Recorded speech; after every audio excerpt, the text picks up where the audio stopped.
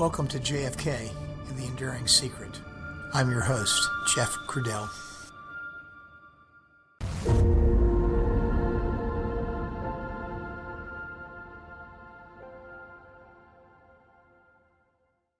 Hello, everyone, and welcome back to the podcast. Today's episode is episode 30.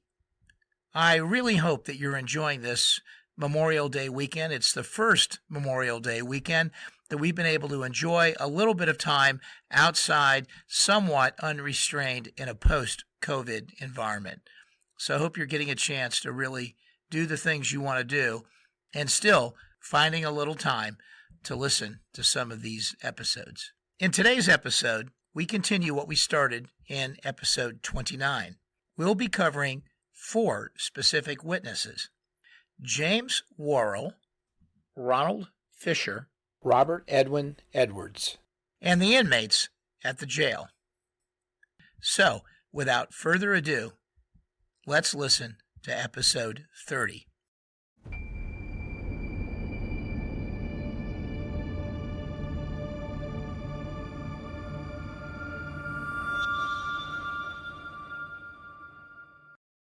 James Richard Worrell, Jr. Mr. Worrell was 18 years old at the time of the assassination.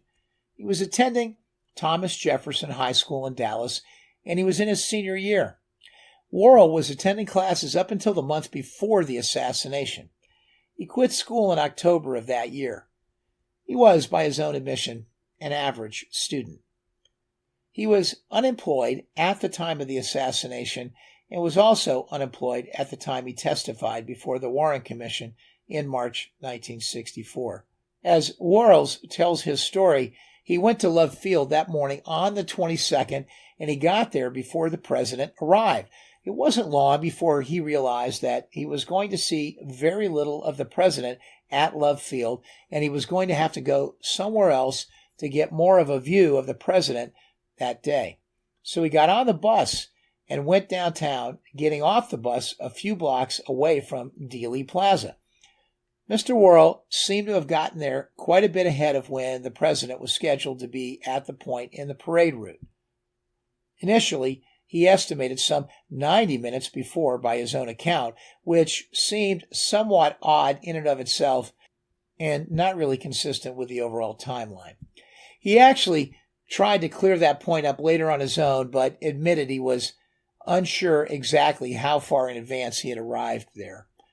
But eventually, Mr. Worrell found a spot right there on Houston and Elm in front of the school book depository.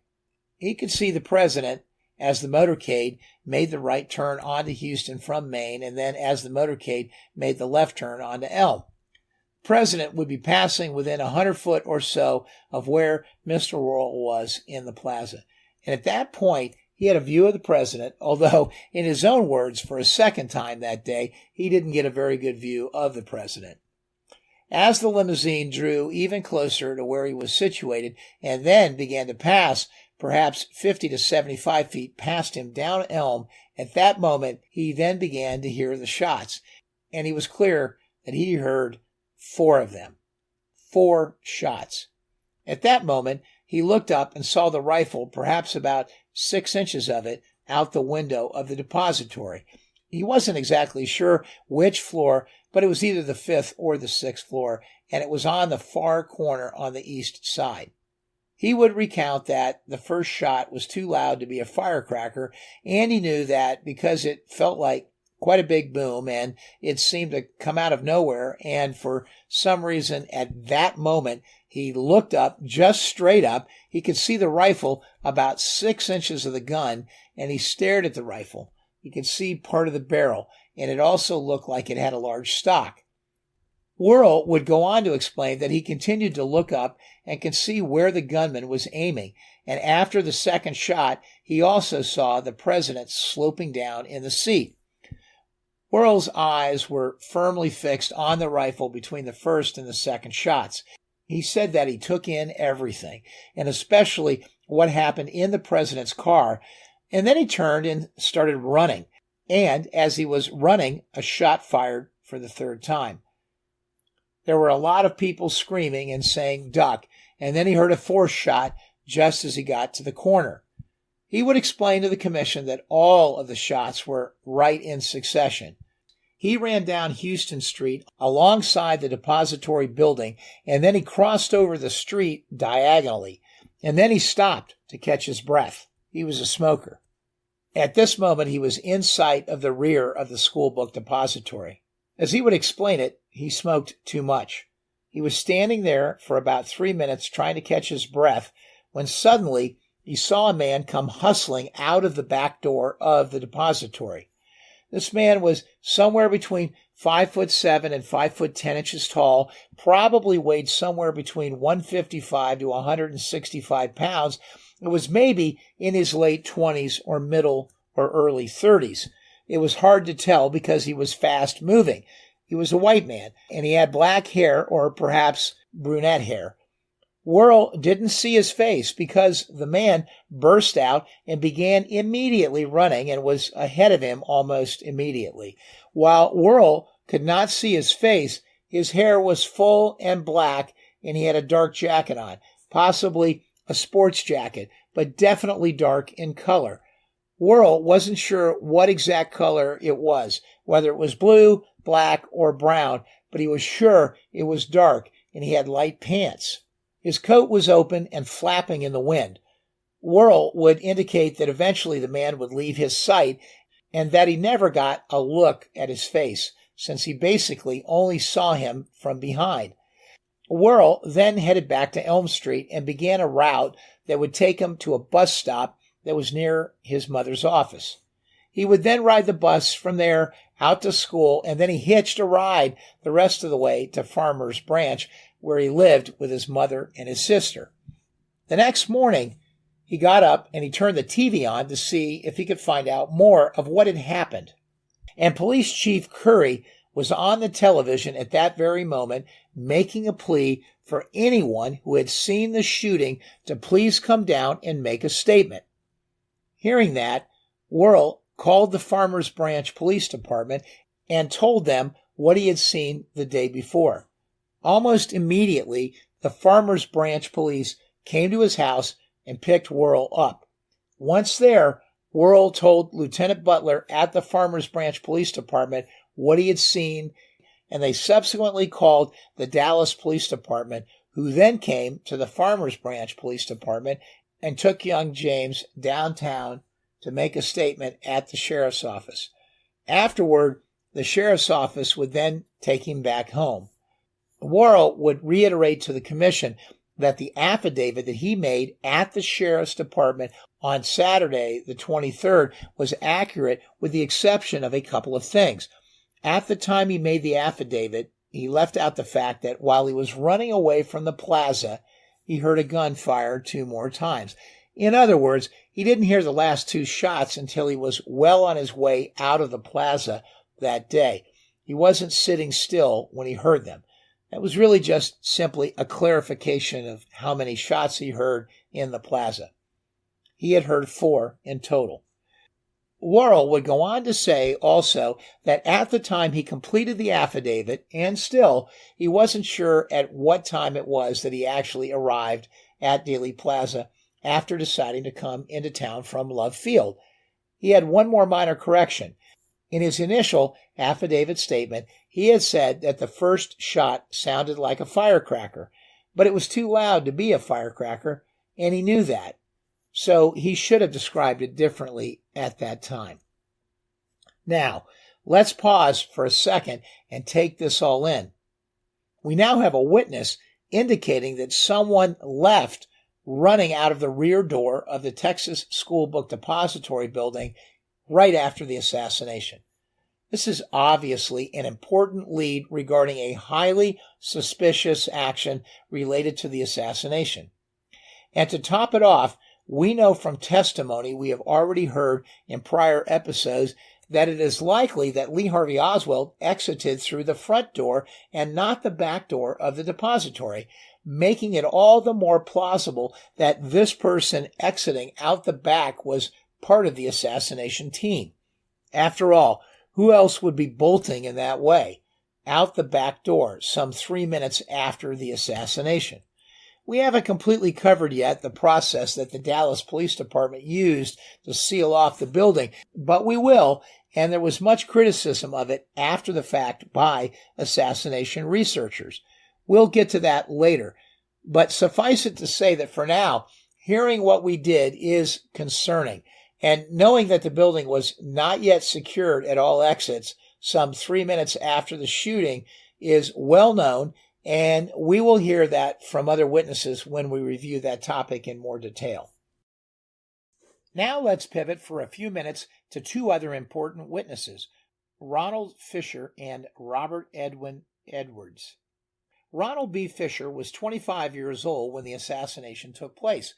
He lived with his wife and 2 children in the Dallas suburb of Mesquite, and he had been employed by the Dallas County Auditor's Office as an auditor for 5 years. His office was situated in the County Records Building adjacent to Dealey Plaza.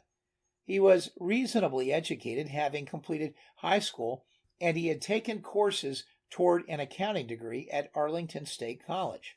On the day of the presidential visit, Fisher and a friend, fellow office worker Robert Edwin Edwards, had lunch at 11:45 a.m., and then, with the permission of their supervisor, I think it was a Mr. Lynn, they left the building a few minutes later. At around 12:05 p.m. or 12:10 p.m., Fisher and Edwards took up positions just outside the Records Building on Main Street.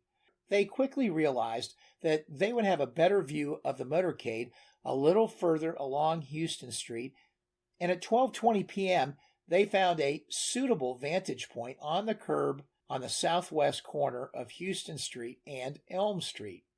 About 10 or 15 seconds before the first car in the motorcade turned onto Houston Street, Edwards drew Fisher's attention to a man in the window of the east corner of the south side of the 6th floor of the Texas School Book Depository.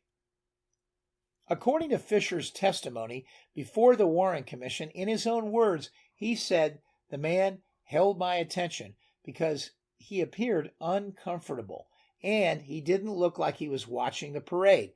He looked like he was looking toward the Trinity River and the Triple Underpass area, toward the end of Elm Street." Fisher then provided a thorough description of this man. "I could see from about the middle of his chest past the top of his head. He seemed to be sitting a little forward. He had on an open-neck shirt, but it could have been a sports shirt or a T-shirt.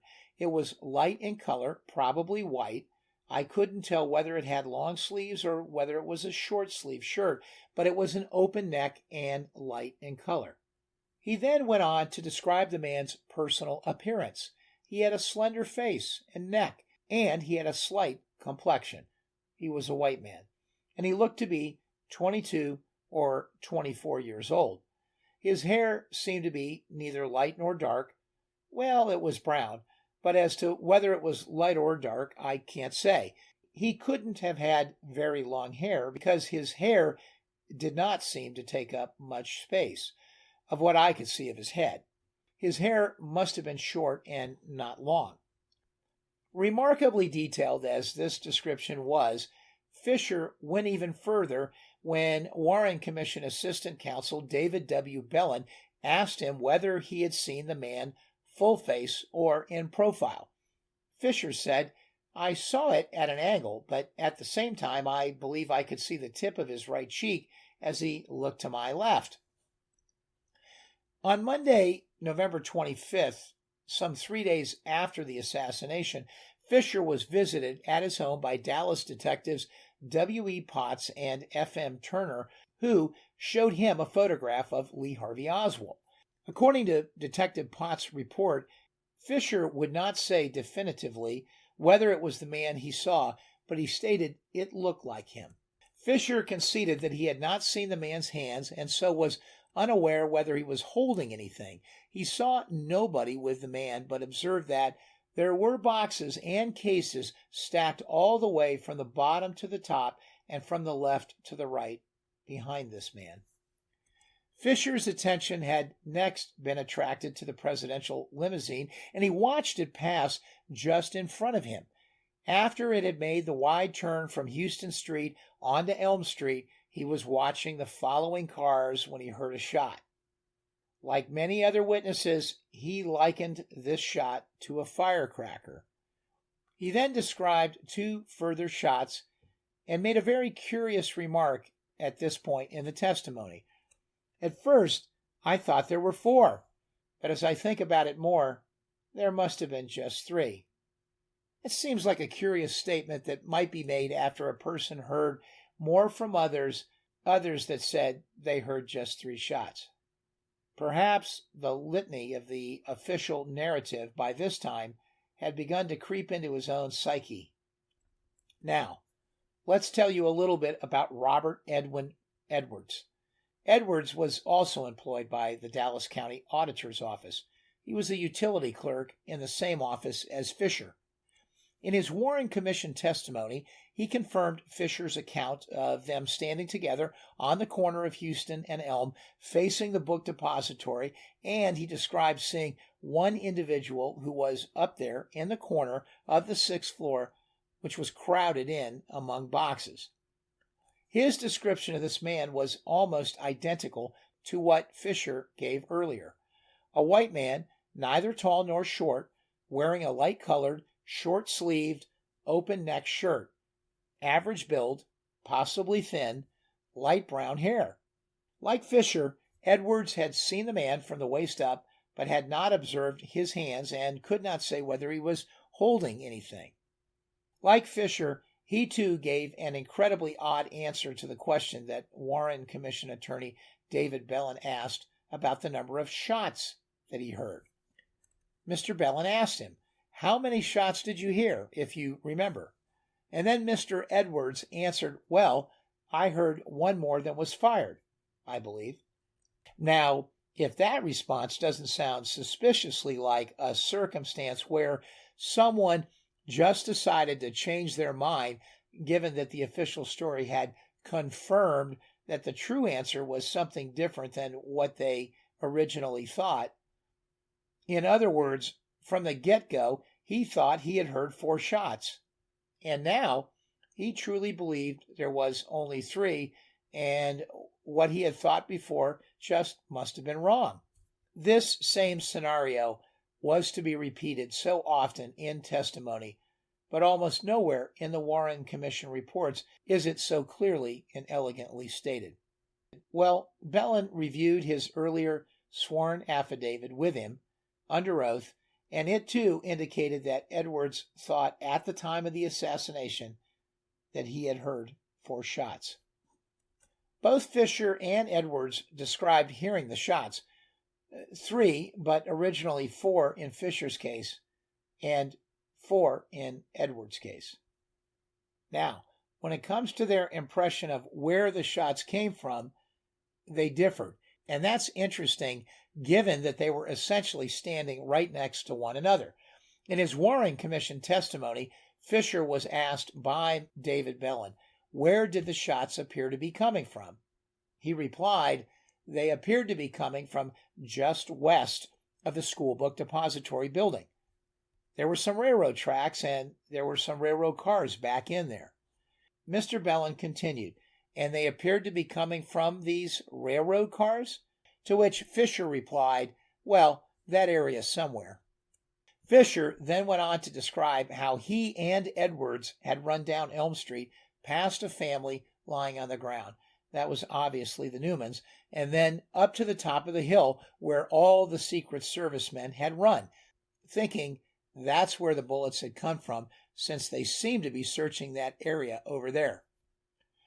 Bellin was caught off guard when Edward stated that he thought the shots came from somewhere west of the school book depository, and he pursued it, referring to Edward's earlier sworn affidavit. In that affidavit, sure enough, there was something different, and Bellin called it out. What would happen next is but one more example for you, the jury, to figure out when you read these FBI reports. What is true and what is fiction? Well, here we go.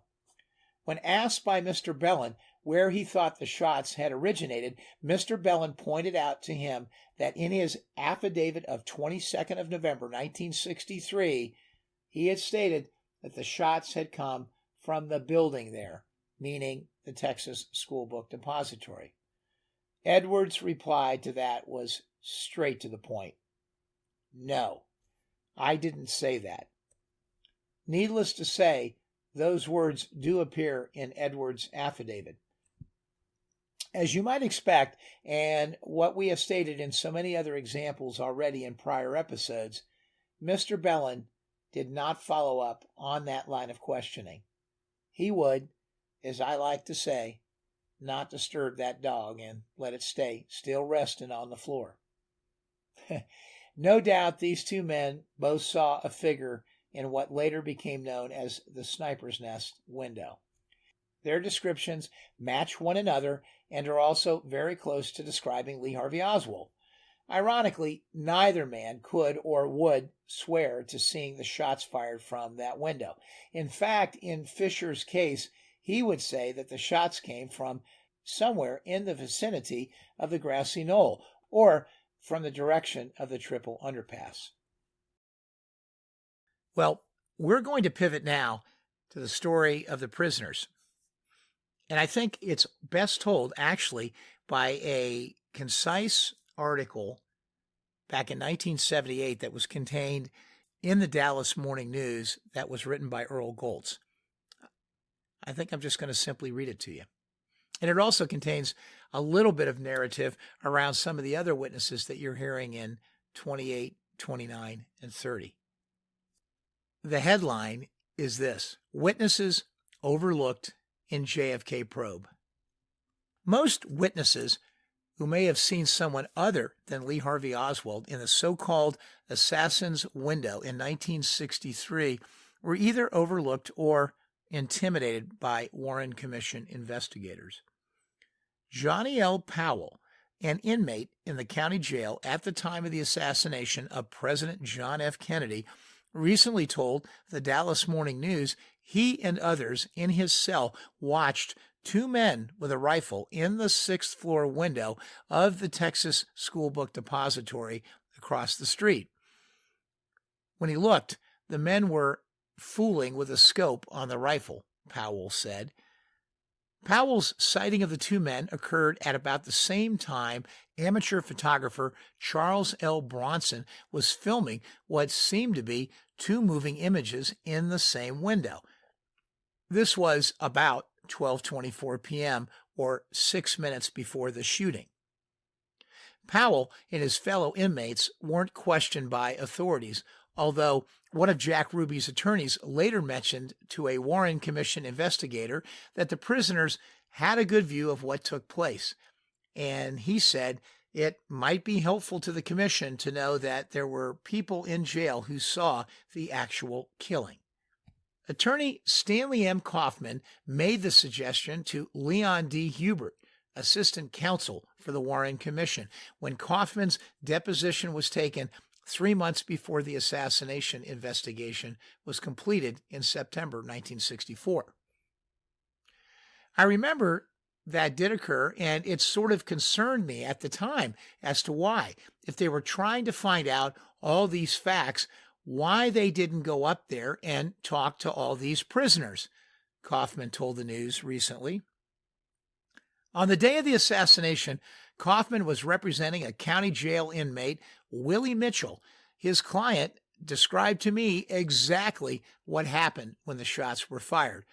Kaufman told Hubert, recalling it made him, Mitchell, sick and everybody else sick up there. Unlike Powell, Mitchell said he didn't see anyone in that window. In the depository, Kaufman said, because he is black, Mitchell probably was on the 5th floor of the then segregated county jail, which faces Houston Street and Dealey Plaza.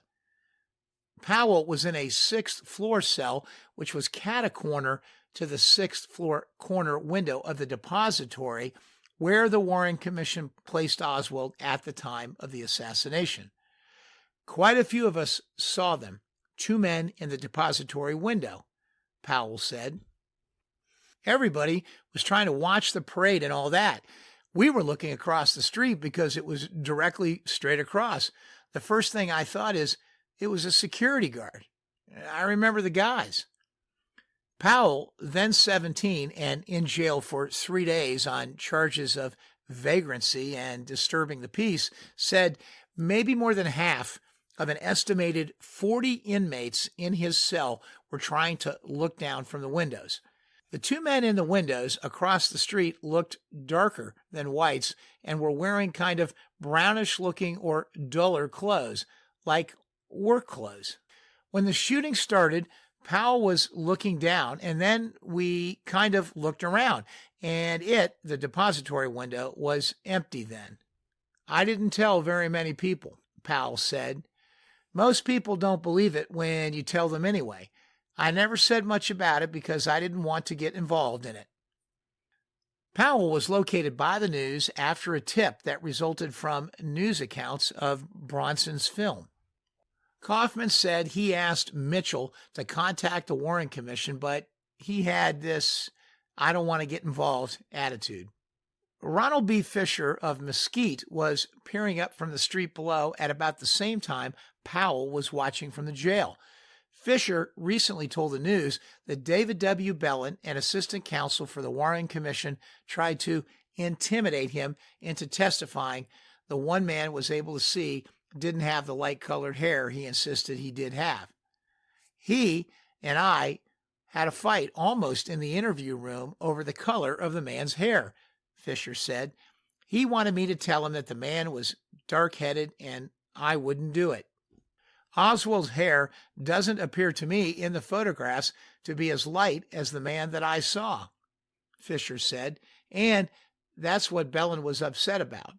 I see it now, but I didn't see it at the time. Fisher said he didn't see a rifle or another person in the window, but it was entirely possible from his point of view that he couldn't have seen another person. The man he saw was wearing some kind of a light-colored shirt, like maybe a T-shirt, and all I could see through the open part of the window was from the middle of his chest up, past the top of his head. I gazed at him a little bit because he seemed so transfixed in the way he was sitting, Fisher said. He was so still, like he was heavily concentrating on something or like he was asleep, sitting up. Fisher said the man seemed transfixed on the triple underpass at a time when most people were looking the other way for the motorcade. Across the street from Fisher and Edwards at the northwest corner of Elm and Houston, near the base of the depository, Mrs. Ruby Henderson also saw two men in the window. One of them had dark hair, a darker complexion than the other, Mrs. Henderson said. I don't recall the appearance of the other man, except from you could see their head and shoulders, but not like they were leaning out. She said she saw no gun, but they weren't close enough to the window to be able to know if they were holding anything. Standing a few feet from Mrs. Henderson was Mrs. Carolyn Walther, a fellow worker at a dress factory across the street from the book depository. Mrs. Walther looked up at about the same time and also saw two men in an upper floor window of the depository. One was holding a gun, she said. The gunman was wearing a dark brown suit and the other man had on a light-colored shirt or jacket, she said. Later, the FBI tried to make me think that what I saw were boxes, Mrs. Walther said. They were going to set out to prove me a liar, and I had no intention of arguing with them and being harassed, she said. I felt like I had told them all I knew. Another witness, Arnold Rowland, said he saw a man in a sixth-floor window of the depository holding a rifle across his chest at 12:15 p.m., or about 10 minutes before the sighting by the woman and the shooting of Bronson's film. From his position along Houston Street, about a half a block east of the depository, Rowland said he saw a second man, a black, in another window on the sixth floor, the floor from where Oswald was supposed to have shot the president. Rowland stuck to his story during a lengthy grilling by Warren Commission lawyers, Commission Assistant Counsel Bellin, however, elicited from Rowland's wife that At times, my husband is prone to exaggerate. After he asked her whether can you rely on everything that your husband says? Roland's story is also important because he saw the gunman in the 6th floor window at 12:15 p.m., or minutes before a book depository employee said she saw Oswald in the 2nd floor lunchroom. Mrs. Carolyn Johnston of Stephenville, Texas, told the news recently that she saw Oswald on the 2nd floor as she was on her way out of the depository at about 12:25 p.m. to watch the motorcade. 5 minutes later, the shots rang out. Mrs. Johnson said she never had read the FBI reports of 2 interviews with her, but she was surprised to learn they made no mention of her sighting of Oswald in the lunchroom. Well, there you have it. Well, we're going to pause for a moment, and I'm just going to say this. If you're a member of the jury, I think you're hearing a whole lot of testimony from all of those people that were right there in the middle of it, whose voice was lost, completely lost, because it was not consistent with the narrative. And it's taken many, many years for these stories to eventually get out into the open and get publicized. Thankfully, there was enough of this buried in some of the official documents to begin with to ignite the fire. And it's been burning ever since. It's getting late, and it's a holiday weekend. I think it's time to put the notebook down for the day and go find a sandwich and take a hot shower and get a good night's rest, because there is much more to listen to in the next episode. I should say it will be several episodes on the topic where we tackle the grassy knoll and all that it represents in figuring out the mystery of the Kennedy assassination.